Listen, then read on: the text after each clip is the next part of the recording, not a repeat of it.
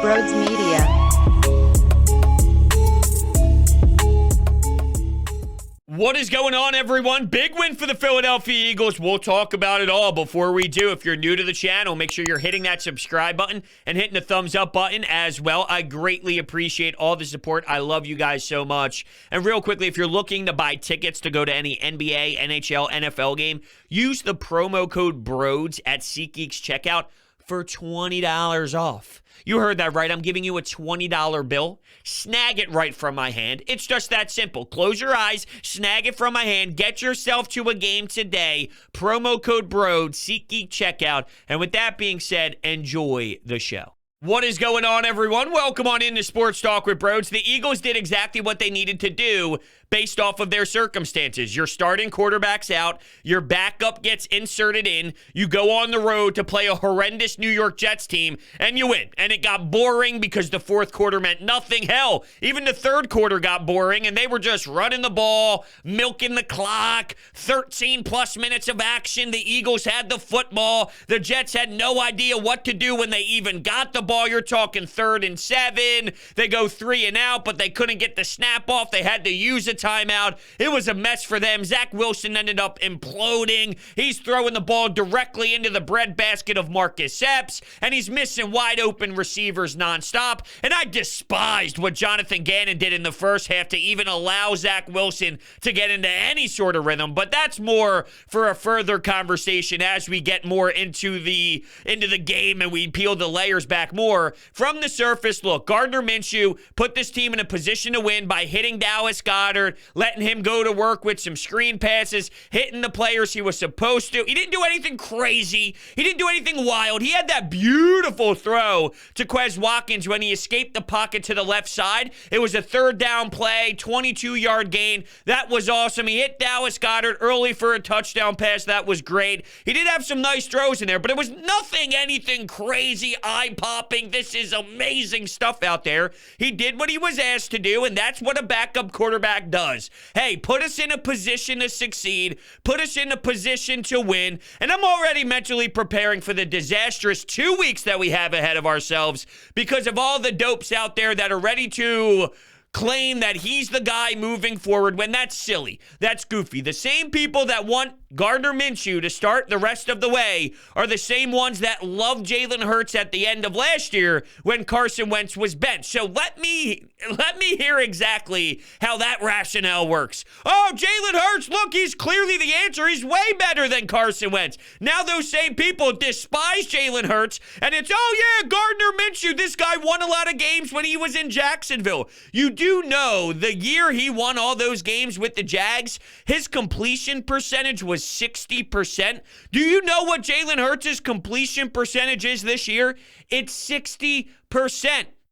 The answer might be neither of these guys are the future. But we know Gardner Minshew isn't. And we may be leaning that Jalen Hurts isn't. And the percentage might be super tiny. But it's not time to just write it off completely and never give him a chance to get back out there and battle back from the adversity that we saw last week when they lost to the Giants, especially after he put together a handful of really strong games against the Saints, against the Denver Broncos. And we saw some nice things against the Chargers as well.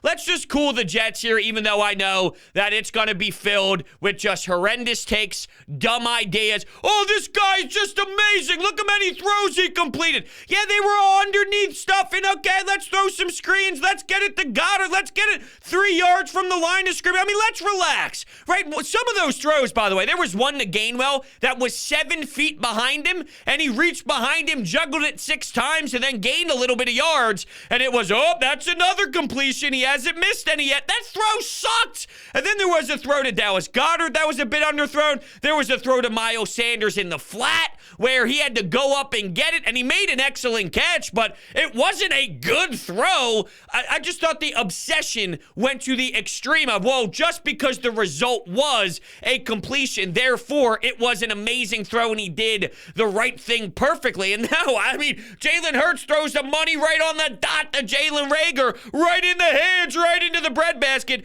That gets dropped and then it gets lost in the sauce. But if a player makes a good catch and the throw was poor in the flat or it was poor over the middle and your running back bails you out, you look at the stat sheet afterwards and go, see, look at that completion percentage. Just cool the Jets. There's so much context that's needed, and there's so much that matters when you start breaking it all down. But from the surface, I mean, look, Gardner Minshew hasn't been here forever. He got traded here. He's got to learn the system, new identity, new Nick Sirianni, right? And you get thrown into a game on the road, albeit the team blows. The Jets absolutely blow. The fact that on fourth down, they pretend they're going for it, and you get C.J. Mosley going offside, getting an encroachment penalty, that's embarrassing. Whether Jason Kelce moved a little bit, this and that. I mean, this team is a mess. They are slop. And to act as if Jalen Hurts was out there, the Eagles wouldn't have controlled the clock. They wouldn't have dominated. They wouldn't have been able to utilize their offensive line in their run game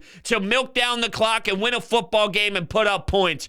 Please. I mean, that's just a disgrace to ever think and to ever question that wouldn't necessarily be the case. So that's where I stand right now with this whole Minshew mania thing. I thought he did good. I thought he did good. I thought he did a good job. But that's what your job is as a backup. When your number gets called because your starter can't go, all right, get in there.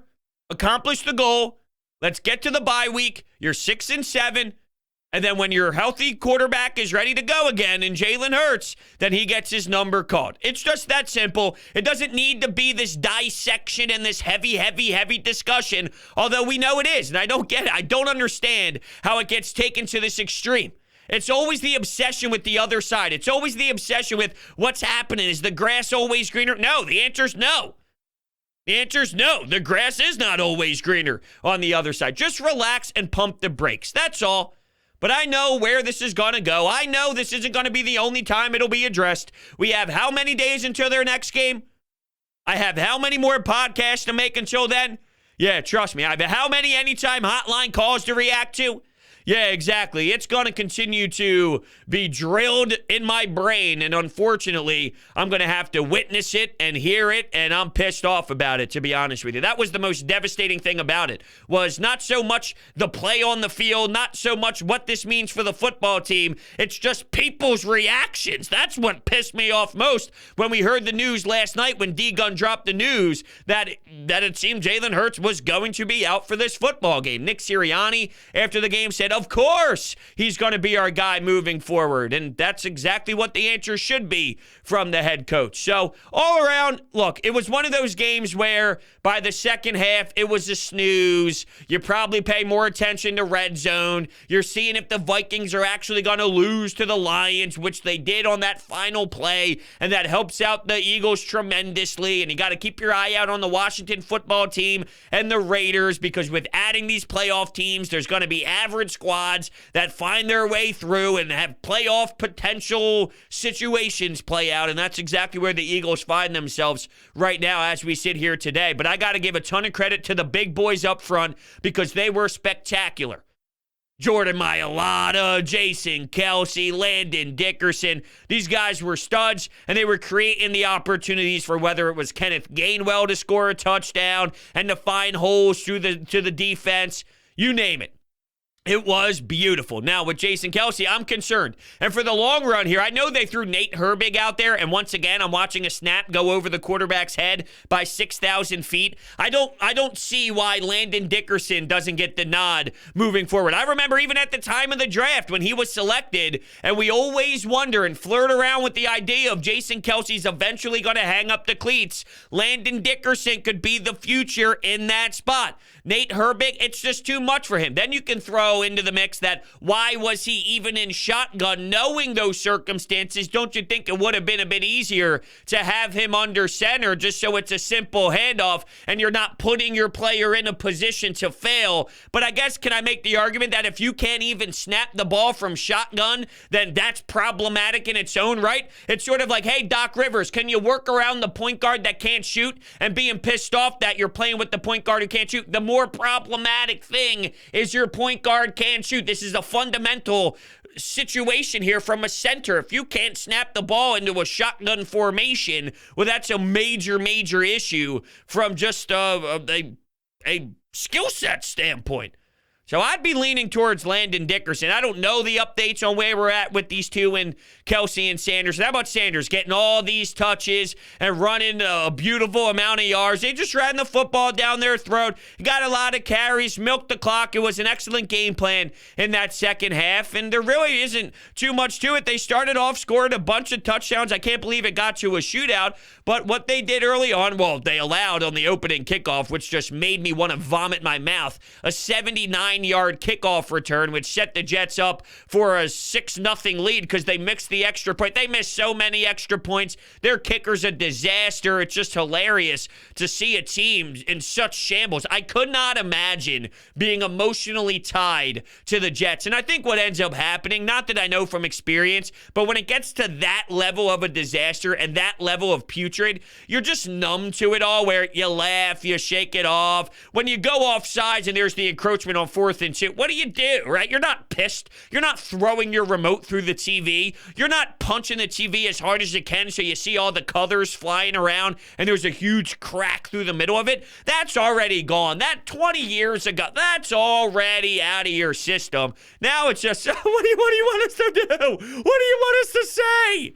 And I know on the sidelines they were all pissed off with non-calls and whatnot, and I thought Robert Salah ended up having a lot of cases that could be argued, right? I thought, look, they made a mistake. Did Kelsey flinch a little bit? Maybe a tiny bit. Then they tried that double flea flicker move, and it probably should have been intentional grounding. They said it was close to Jalen Reagor. In what universe was there anybody who could have been targeted even close to the football there? And then the defensive pass interference call that was called on Dallas Goedert, that absolutely 1,000% shouldn't have been a flag. So they have the right to be running down the sideline fuming with their face turned red, but it doesn't help when your team stinks anyway. It's not the difference. I get it. It's annoying, and that Goddard play was definitely a big call, but at the end of the day, your team stinks. And I guess that's the kind of outrage that happens when week in and week out, you're kind of accustomed to such a losing atmosphere where it just snowballs out of control, and at one point you just kind of crack. And I thought Robert did that a little bit on the New York Jets sideline. And speaking of Jalen Reagor, my Lord, does this guy blow. The ball bounces at the 1, and he can't even, oh man, when you talk about punt returns and kickoff returns, he's just a mess. He's muffing punts, and he's picking it up, and I don't know how he ended up getting a big 20-yard gain off of the 1. So then the Eagles do the right thing, and for the start of the second half, Boston Scott gets the nod. But then eventually they go back to Jalen Reagor. The situation is pretty damn clear. Yes, he's lost a ton of confidence, and it is on your plate if you are the coaching staff to find ways to get him confidence again. But there is also an element here of, the guy isn't having it right now, and you can't just force it down the fans' throats and force it on your team to play this guy. He's not getting the job done. It's not efficient. They tried to get cute with a little play. I love it. This broadcast, the broadcast sucks, by the way, but they elected to go down the road of, Jalen Reagor had a play where they tried to get cute. He was running in motion. They got him the ball. It was a passing play as he was running to probably get some, to get some momentum going forward. It was a gain of nothing. So they played that play out there. And then as soon as that play stopped, they went to J.J. Arcega-Whiteside highlight package from Stanford as he's sitting on the bench, standing on the bench, waiting for his number to get called. And then they, of course, have to mention, he doesn't play too much, and there's not much really happening out there for him as of late, which is not very true considering he did have those 2 outstanding catches in those last couple of games. All jokes aside, tough day to be studying the Eagles' draft picks as of late at the wide receiver position when you're throwing out a Jalen Reagor horrendous play and a highlight package of J-Jaw. And speaking of wide receivers not getting going, Devontae Smith wasn't as if he had that explosive day. Dallas Goedert sure did, and he was mowing guys down left and right and making plays happen after the catch. And, of course, I thought Quez Watkins made some noise as well. He's got a unique skill set. All right, he's fast. He's got the ability to run around out there. I feel at times they could do more than what they get out of Quez Watkins. And sure, you can make the argument that maybe that's a Jalen Hurts issue, and maybe that's just there's some technique side of things with Quez Watkins because he's so raw and because he doesn't have everything thrown in there in terms of the route tree. There is a limitation, there is a cap, but I thought you saw some nice plays happen out there. I'm looking at my notes here. I see Gainwell's name, and I saw this reaction all over Twitter. How come it took so long to get Gainwell going? How come Gainwell doesn't get his number called enough? Look, I think reality of the situation is you have a lot of good backs because the same reaction was towards Jordan Howard. How come Jordan Howard hasn't played for so long? How come Boston Scott? How come Miles Sanders? How come Kenneth Gainwell? I think your answer is you have 4 backs that are very skilled. Now, I'm not putting Kenneth Gainwell on the same level of a Miles Sanders, or I'm not saying that he has the same impact and the same toughness of running as a Jordan Howard, but it's hard to maneuver 4 running backs through a system, through an offense when they get their chance. Yeah, a lot of them are making some splashes and making some noise, but I don't know what you want them to do because they have a lot of players that when they're in the backfield and you hand it off to them or in the passing game, they're making plays happen. I don't know what you want them to do. They don't have enough space for them all. That's your answer. They don't have enough space for them all. So if you're complaining that they're not working Gainwell in enough, well, I mean, what do you want? Take Sanders off the field? Take Howard off the field when he was exploding and doing what was working for this football team? Take Boston Scott off the field, who him and Jordan Howard were actually succeeding at a very high rate? No, the answer is someone's going to get the short end of the stick, but it's nice to have these options in case something happens, like with Miles Sanders. If he goes down and he's not available to play, and, these type of injuries that happen to such important pieces, Kelsey and Sanders, to have the bye week right now is a fortunate time just to give them some physical opportunities to kind of, get back on track, and who knows where they're going to be at once we get back to the football field and get back to, actually playing games and whatnot. But yeah, it's a fortunate time for them to kind of rest up, heal up, and we'll see where everybody's at health-wise when we see them take the field after this bye week. They're 6-7.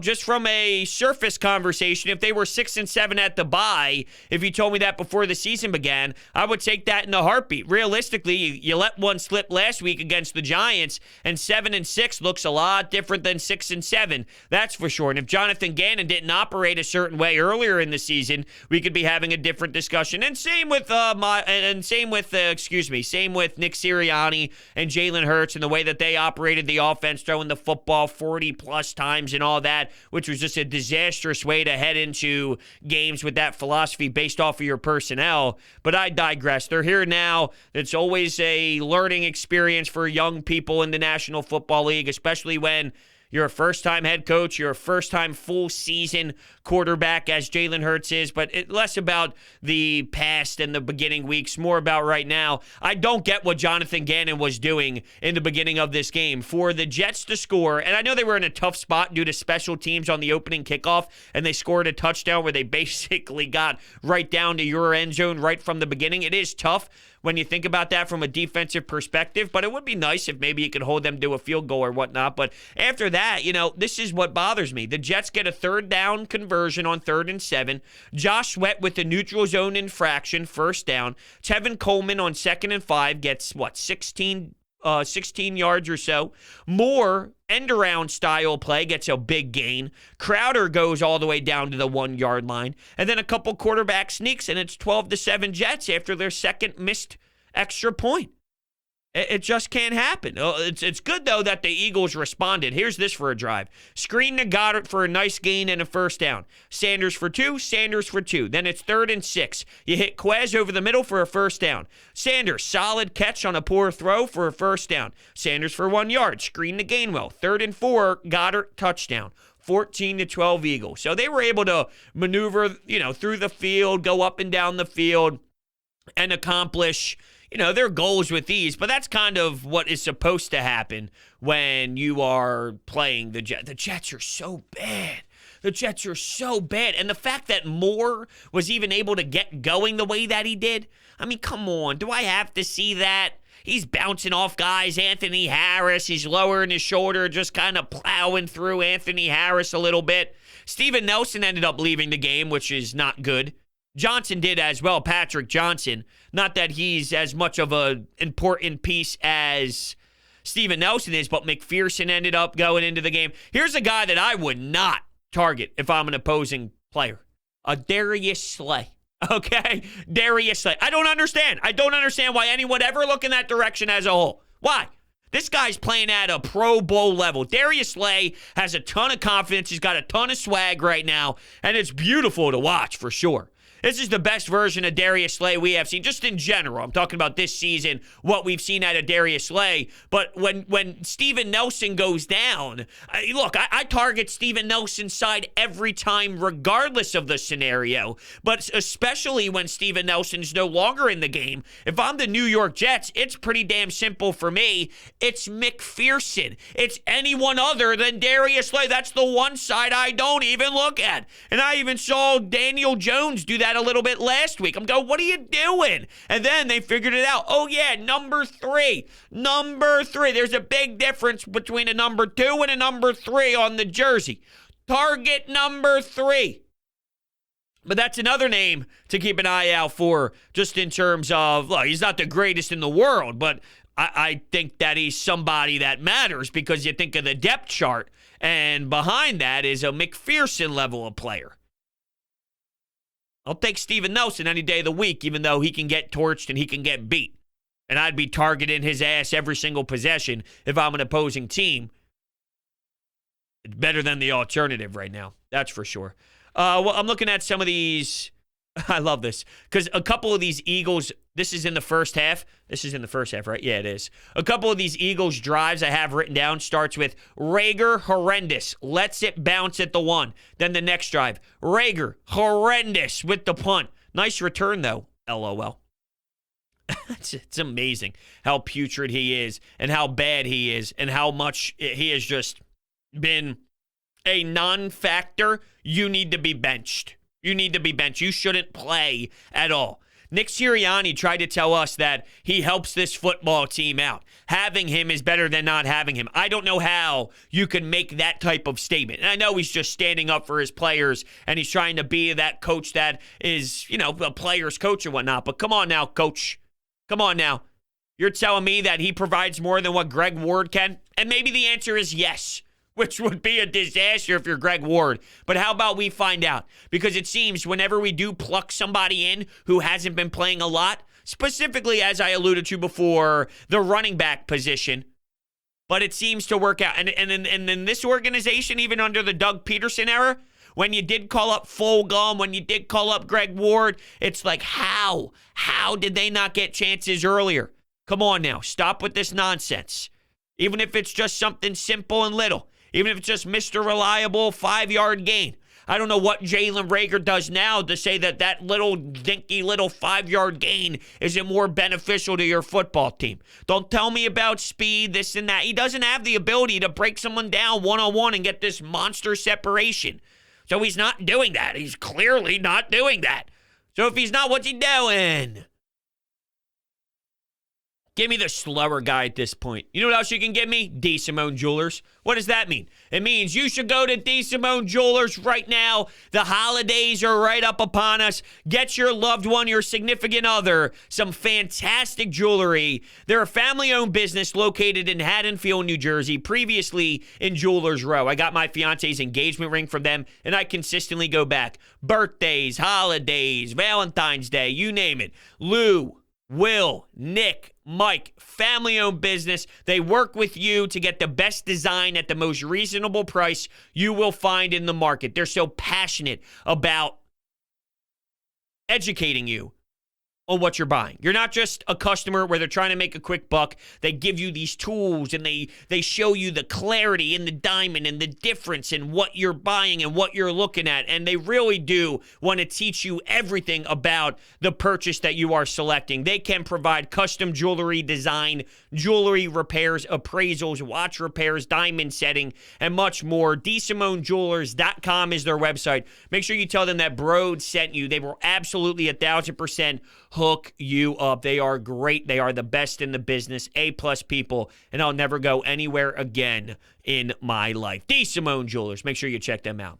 And real quickly, I noticed all over social media after the game a video of Gardner Minshew and his pops after the game celebrating, dapping each other up, hugging one another. Those are awesome sports moments for sure. I mean, think about the last time Gardner Minshew got a full-on chance, right, to like go out there and win a football game, be a starter, get in that action. And, you know, there were some question marks. Is he going to start? Is he not going to start? It's not as if he rolled in on Tuesday, Wednesday when they started their week and it was, hey, I'm 1,000% the starter. There were some questions and said, hey, maybe he might based off of where Jalen Hurts is, but it was never full on 1,000% confident. Yes, he is the guy. Let's just absolutely prepare 1,000% yes. There's two different mindsets. So he didn't know on Sunday how everything was going to play out. And once he gets the news, now just an awesome kind of heartwarming feeling though to see these two guys dap him up, big smile on his face. Even after the game when they were still on the field, he saw Gardner Minshew somewhat walking towards the middle of the field to dap up maybe some of his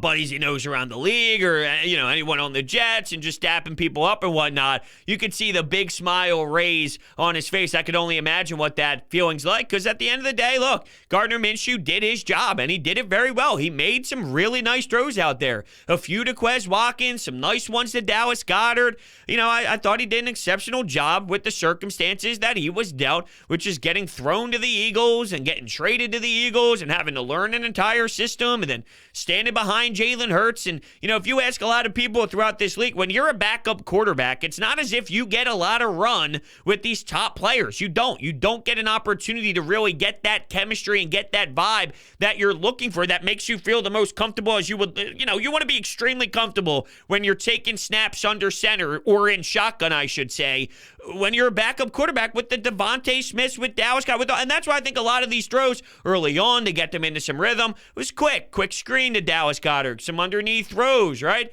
And then they utilized the run game a lot, set themselves up in position. Then you can work off that run game, play action, hit Dallas Goedert for a touchdown with a nice lob throw that went right into the money, right into the breadbasket, and Dallas Goedert ran it in. So I thought it was a good game plan by Nick Sirianni to kind of establish that, stick with the run. Don't ask Gardner Minshew to do too much. His pocket presence was good. I thought it was an all-around a really good performance by Gardner Minshew, but I don't think that means that we now have to go overboard and start claiming that, I don't even want to say the word, but start claiming that he deserves to take the job of Jalen Hurts. I think that kind of goes into an extreme.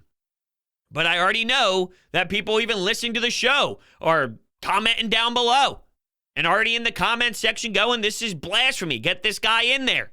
He deserves more time. Look at those throws. What I saw from this game was a guy who made some nice throws, but it didn't, like, blow me away.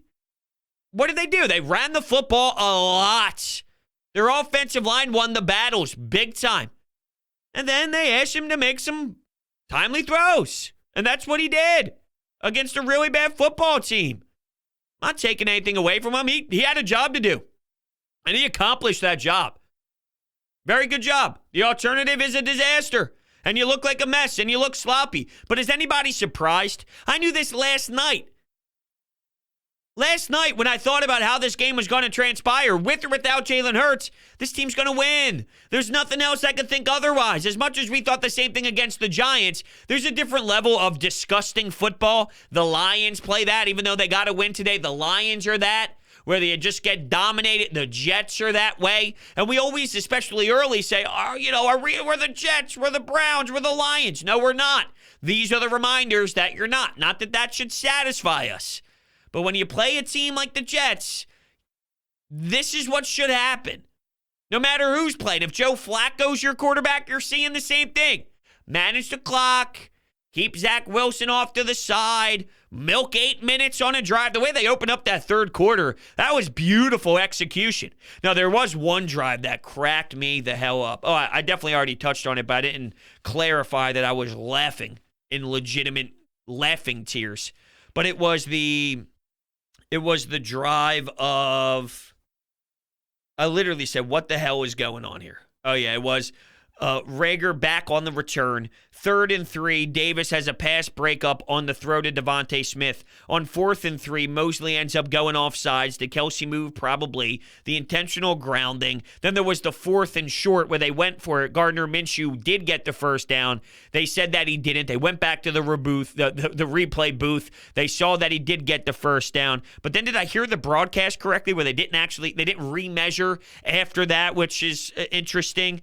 And Sanders ended up getting his 21st carry at the time. But that whole sequence of what the hell am I watching here? What is this debacle of Eagles-Jets football? I got a couple of my buddies texting me who are up in Boston. They're big Patriots fans. And they're like, dude, what in the world is this football game? And I said, I don't know. I don't know. I don't know why I'm sharing that with you either. It felt right. It felt that was conversational. The more and more I think about it, not so much conversational. So these are kind of my initial thoughts on the game. If you have not already, make sure you call into the Anytime Hotline. 856-442-9805 is the phone number to hop in. You can leave your reaction, and then we will do a podcast where we take your phone calls and we react to your phone calls as the week moves forward here. These are just kind of my instant thoughts, my instant reaction. And yeah, that's kind of where we're at after a big Eagles win. They're 6-7 on the season. They get to regroup a little bit physically and emotionally and mentally, and we'll see what this means for the backstretch as, how about this, because I'm recording this during the 4 o'clock window games. Obviously, there's a lot that can change from when you're listening to this and when I'm making this statement. The score is 7-6 Washington over Vegas right now in the 3rd quarter. So just something to monitor as the playoffs, that's right, the playoffs are a conversation. Thank you guys all so much for listening to this episode, and I will see you next time.